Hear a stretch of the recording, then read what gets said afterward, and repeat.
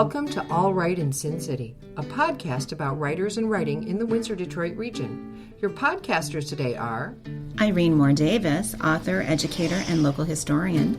Sarah Jarvis, former bookseller, publishing rep, and literary festival chair. And me, Kim Conklin, Windsor-based writer and filmmaker.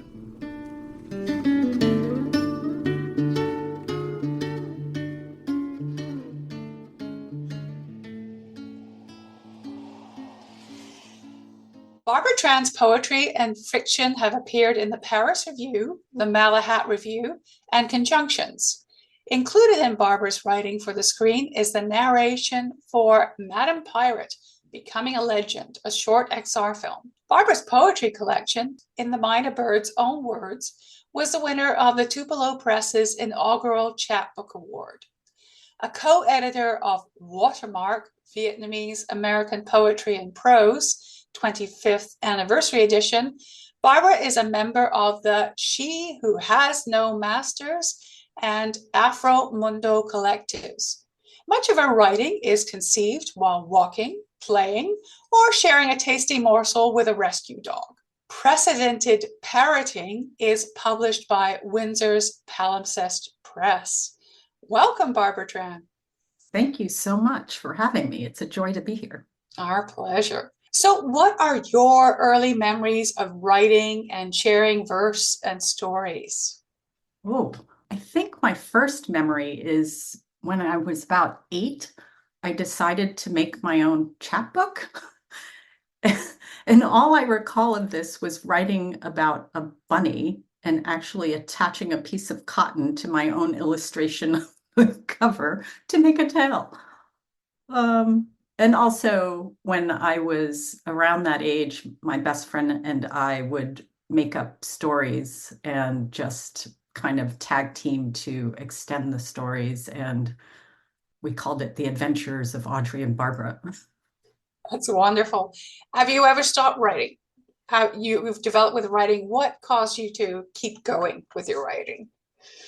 I've definitely had long pauses, and actually I went years not writing, and I can't pinpoint exactly what was happening. Maybe it was difficulty publishing, maybe it was just moving around so much that I kind of lost my footing. But I spent a number of years actually dog training and getting certified as a dog trainer, partially because I had a dog who had serious behavioral issues, and the more I tried to help him, the deeper in I got, and the more I realized how many dogs around me were actually struggling silently.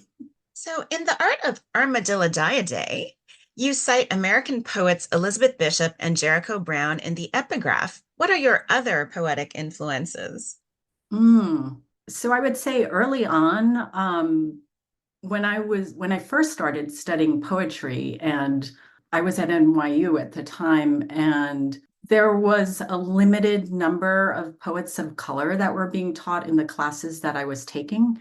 And I had the good fortune to be in a workshop with Afa Michael Weaver, and his reading list was quite different from others, as was the structure of the class. And he actually took me aside and gave me my own reading assignment, which was to read Entasake Shange. And for colored girls who have considered suicide when the rainbow is enough, just blew my mind open. And I realized that my voice did not have to sound like the other voices that I was reading in most of my classes. And that moment of liberation was everything for me.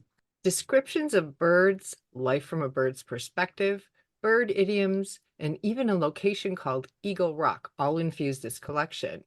How did you come to take inspiration from avian life and bird and human interactions in these poems?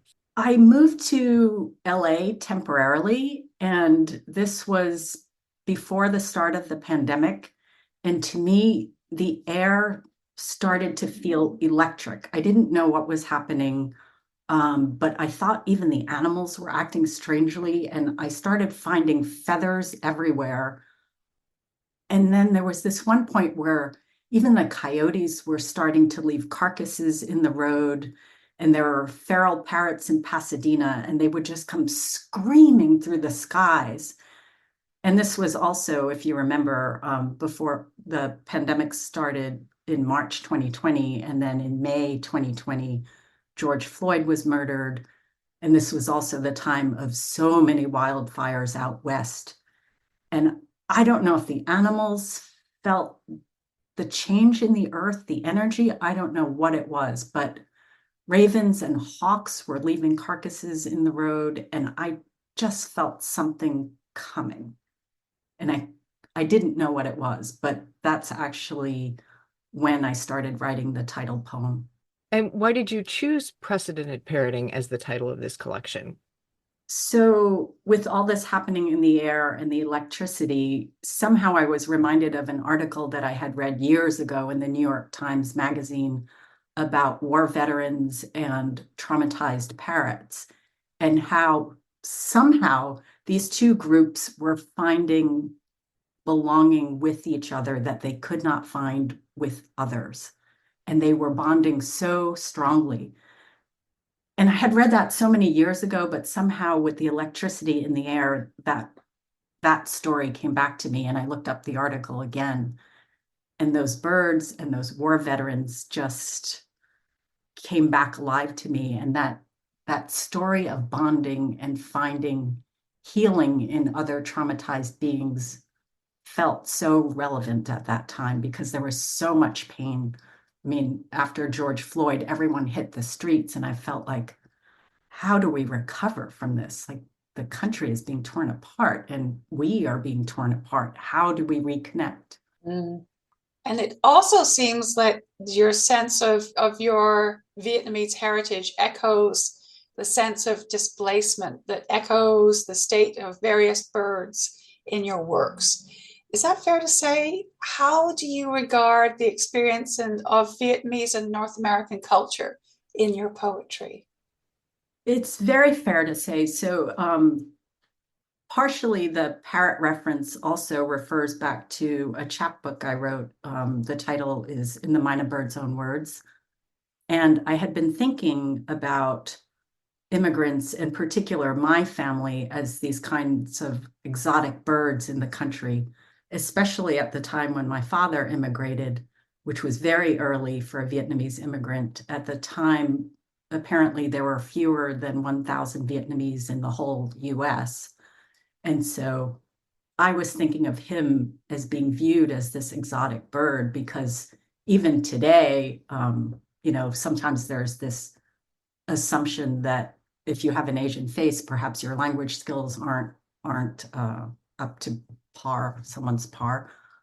And I was thinking about my father actually working at the United Nations and having worked as an interpreter and still being viewed as this odd bird mimicking the language. And also the way we use bird language as disparaging, bird-brained and just parrot mimicry. And I was thinking about my father and other immigrants being viewed as these, less than beings.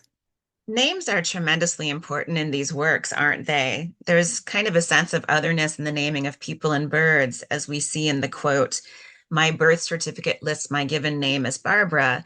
Not a single blood relative calls me this." Can you say more about that aspect? Names are tremendously important. And I think this ties back into what we were just talking about, the disparaging terms we attach to various groups. This reflects back to my parents' names and the way that I feel like they had to navigate, or they felt that they had to navigate, insofar as in Vietnamese, the surname comes first, then the middle name, and then the first name. And my father had so much trouble both with the order of his name in his documents. It was constantly misordered, and he decided to change his name to make it more easily pronounced to the Western tongue. And as well, in that same poem, I talk about my mother's name and the change of her name. So my mother grew up in her early life in Cambodia, and at some point, I believe she said when she was 16, the church where all the records were held burned down to the ground. And so there were no documents left. And so people had to self-report their birth dates and their names. And she had lived in an area where missionaries had come through, and they gave her the saint name of Maria. And so I think ingrained in her upbringing was a kind of self-negation, self-hatred. So she reported her name not as the Vietnamese given name that she had, but she reported her name as Marie. And to me, that is just so heartbreaking that even in your own country, you wouldn't feel comfortable keeping your own name. And then it, echoed when my father immigrated to the US and changed his name so that it would be more easily pronounced, and perhaps, he wouldn't garner the kind of attention that was not positive. And I think it extended also to my naming. They decided to give me a Western name, even though all of my siblings have Vietnamese names and I don't. And I think they reached a point where they felt like they needed to assimilate in order to have an easier life, or perhaps in order to give me an easier life. Such a fascinating meditation on the legacies of colonialism, isn't it? I really appreciate that. Thank you. Thank you for the question. The avian theme goes throughout the book, but there are sections. The last is a play on the British nursery rhyme One for Sorrow, with ravens is a natural selection. Another deals with a pregnant woman, for example. How did you decide to arrange these poems into these sections? That took a lot of juggling. When I'm working, I tend to read out loud to myself, and I don't know if it's the influence of the Vietnamese language. I don't actually speak Vietnamese. I think that was also a result of my parents wanting to assimilate and wanting me not to have an accent. But I'm very attuned to the sound of words. And so when I'm writing, I write out loud. And perhaps this is why LA was so important to me, because there was so much birdsong. And I felt like I came alive. And that's really when this book came alive. I think all of that is related to how I ended up ordering the manuscript. And my poor editor, Jim Johnstone, when he accepted the book, it was in a totally different order. And he had gone through and given me some edits. And I sent him back. I was supposed to be tracking changes, and I sent him back a completely different order, because I had read it to myself out loud a number of times, and I thought, this is just not the right order. And for me, it's an emotional kind of ordering. And I think I finally reached a place where I needed to answer to my own emotions, as opposed to ordering it as I had originally, where I think I was trying to make it logical for the reader. And it just wasn't working for me. And I actually feel like the emotional string works better for ordering this manuscript anyway. It does work really well. And I was also very interested in the variations and play with various typesetting of the text itself. And there's also a more traditional sonnet with lots of great sibilants and sounds. So what kinds of poetry styles interest you, and how did they come about in your work? I have such eclectic taste, and I think this may play into why I had so much trouble placing a manuscript, because it was so, I'm obviously attracted to form. I'm very interested in sound. Hybrid works are so compelling to me. And so this weird clash of form and dissolution of form made for an odd manuscript. And I credit Jim Johnstone for having the patience to read through this and actually hear and see what I was trying to do. So why was it important for you to include notes at the end of the book, which provide context for many of the poems?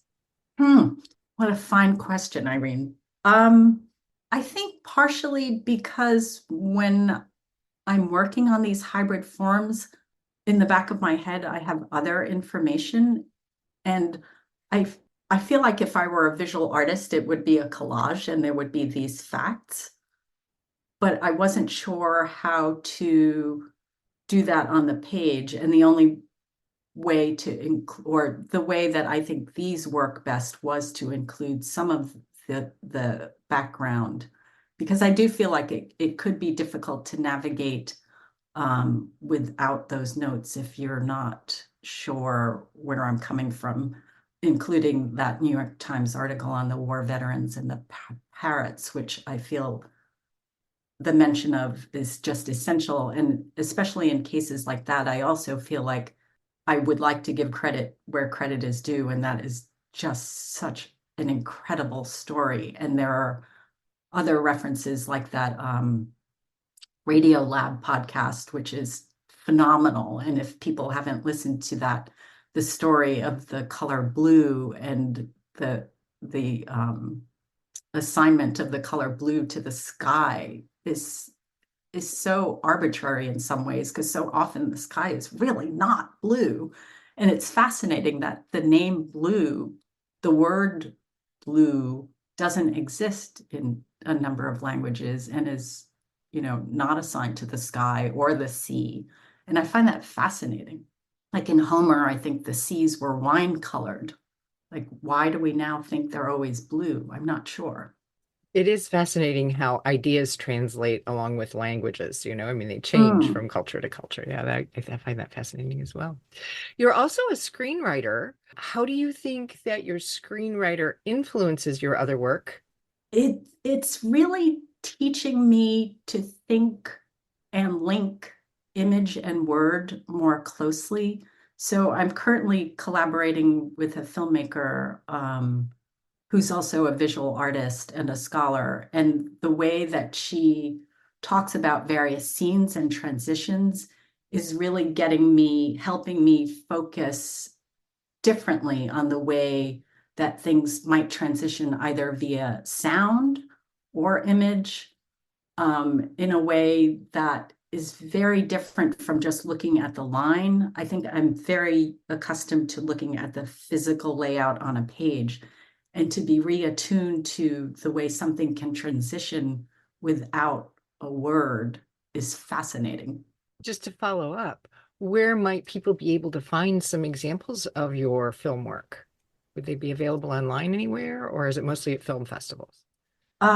Most So far, mostly at film festivals. So the two XR shorts, you need a headset for, and those two are available. I know the Melbourne International Film Festival made them available online, and I'm not sure where they're available now. But we're hoping that this feature film will be out next year.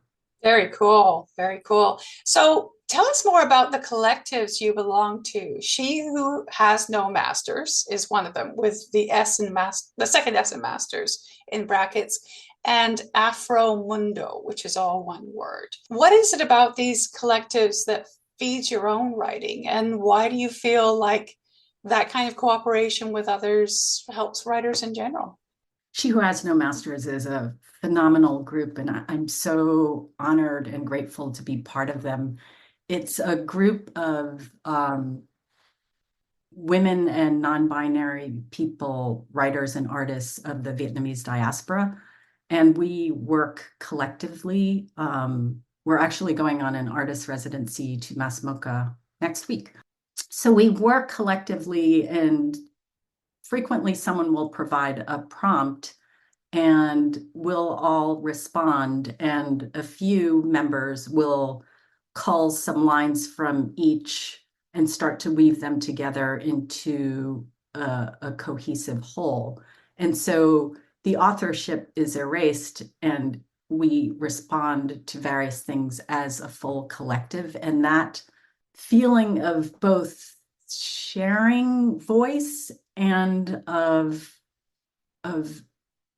having your own voice echoed in a way is so sustaining and powerful. I have to say, I went through one of the projects we did once, and I could not tell which lines I had written.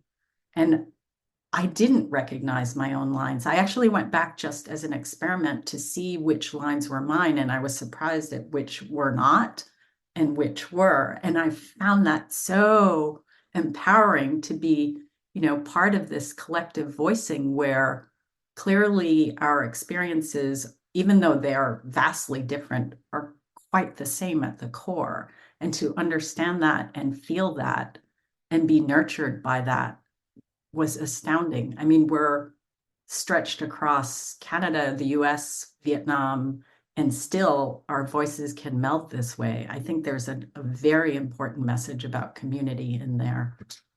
And as well with AfroMundo, we're using narrative to encourage civic engagement and also create community in the same way. So AfroMundo has an annual festival. It's a week long, and all those who are invited to participate are actually invited to stay for the week, because the intent is not just to extract their work and show their work, but also to nurture them and to build those bridges so that they too get to connect with the other presenters, which was, I mean, we are extremely lucky to be getting funding and getting support to be able to enable that kind of interaction over an extended period, which, artists so infrequently get to do. So what can you tell us about any new material that you're working on currently? So this feature film that I'm working on, I'm really excited about. I'm working with the filmmaker Jacqueline Wang Nguyen. She's Vietnamese, Canadian, and currently living in Vietnam. And the film is inspired by her scholarship on the photographer Can Ki, who was active in the early 1900s. He discovered that his photography and his camera could be used as a weapon against the colonial forces of the time. And he used as the darkroom as a place of meeting and fomenting dissidents. So he's just a fascinating character. And the film will include various Vietnamese cultural elements that are endangered, including like water puppetry, which I can't wait for. Would you like to read a little something from your book for our listeners? Yes, I was actually thinking of reading The Art of Armadillo-Diadae. This is The Art of Armadillo-Diadae. The first line is borrowed from Jericho Brown's poem, The Duplex. I should say that I learned about pill bugs from a 9-year-old when he was touching them, and they were curling up into a ball. And I had seen them as a child, but I never knew what they were called. So I learned that they were called pill bugs, and I was curious about them and found out that the formal name was Armadillo-Diadae, and that name was just too enticing to let go. So it became a poem. The Art of Armadillo-Diadae, after Elizabeth Bishop and Jericho Brown. A poem is a gesture toward home, a snail balancing the weight of its exoskeleton on its soft body, the weight of these days on our soft bodies, water's lullaby pulling us ever seaward. We say it as if it's softer than cancer, the C word. How many soft bodies rely on such a flimsy euphemism as a shield? Conglobation may serve as a more effective shield. Take a note from the Armadillo-Diadae, who roll up when confronted with pressure. Armadillo-Diadae are land crustaceans, their lobster cousins harder shelled. During molting, they crack their shields straight down the back, leaving them exposed, but for a paper-thin exoskeleton, enabling them to replace parts of themselves they've lost, regrowing lost legs, claws, antennae. Haven't we all lost something in this shell of a year? Lost something we'd like to replace? I lost my heart, my head, lost over some trifle, probably. I lost my uncle, my mother, my way. By the laws of probability, the losing's not over. What's left to do but gather what's left of me? A poem is a gesture toward home. Wonderful. Barbara Tran, thank you so much for your time. Barbara Tran's latest book, Precedented Parroting, is published by Windsor's Palimpsest Press this year. Thank you. Thank you so much all for having me. It's been such a pleasure to talk with you. Thanks for joining us.